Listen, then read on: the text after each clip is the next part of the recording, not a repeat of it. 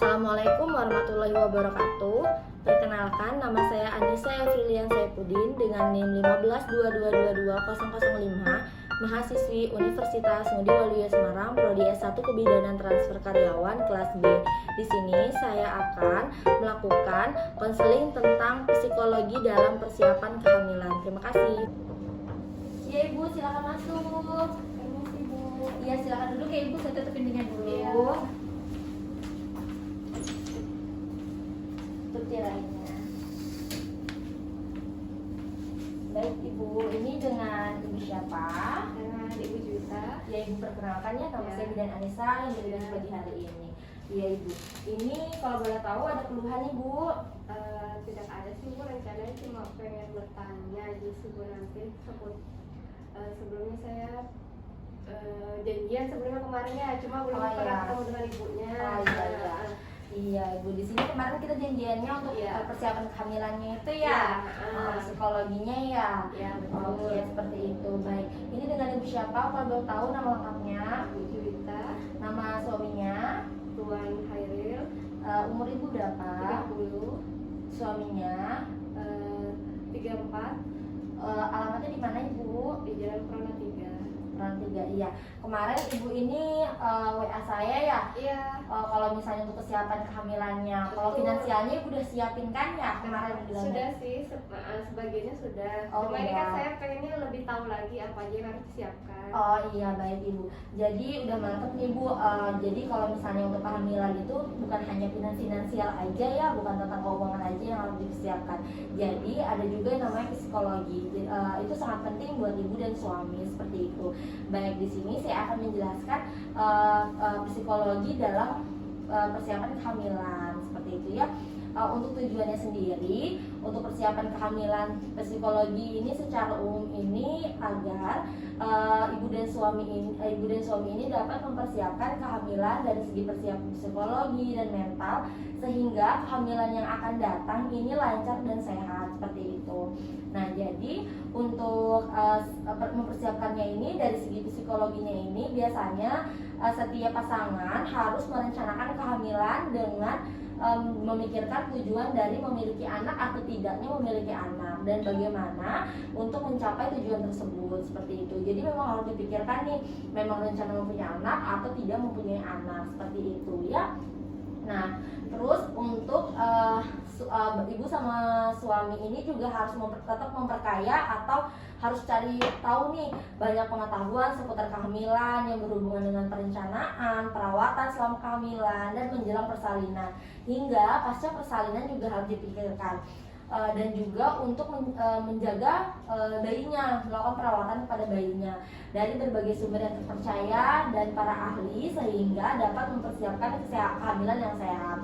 Jadi Ibu boleh tanya-tanya nih, kalau misalnya kita cari-cari di HP itu sumbernya valid atau tidak, atau enggak, biar Ibu lebih jelas bisa tanya ke dokter spesialis obgyn atau kandungan atau ke bidan, seperti itu.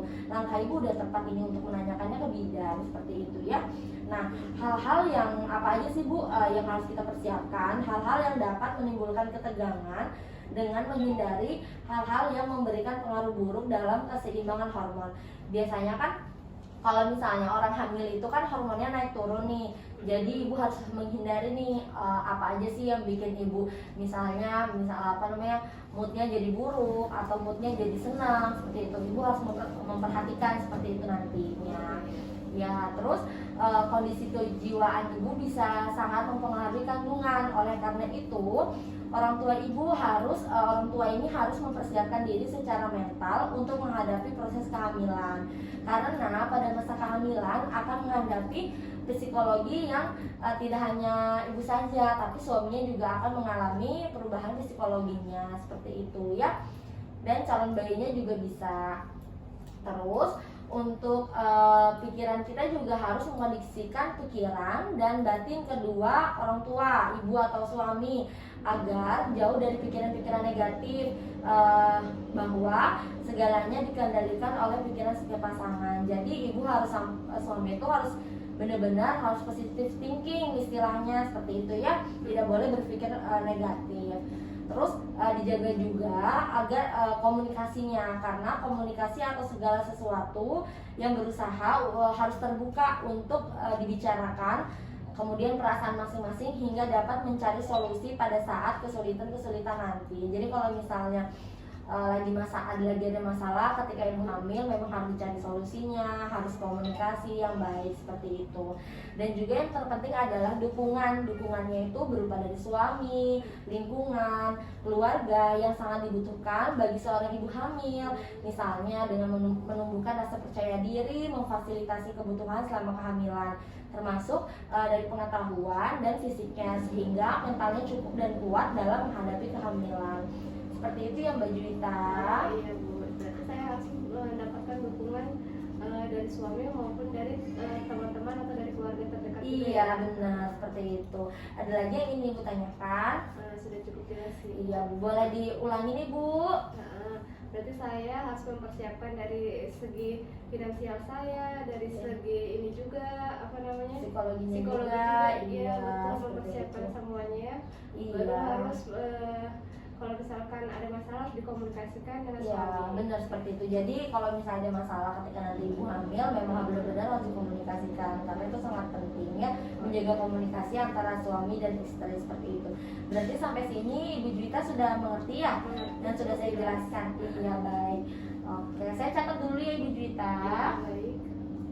Untuk selanjutnya, kalau misalnya suaminya ada, maaf tidak bekerja atau tidak sedang berhalangan, boleh datang untuk tanya-tanya lagi untuk persiapan selanjutnya ya. Oh, baik. Baik Ibu, ada lagi yang ingin dibantu? Sudah jelas semua. Sudah jelas semua. Baik Ibu, terima kasih ya Bu Juwita kerjasamanya, kasih, Bu waktunya. Ida. Iya, hati-hati di jalan.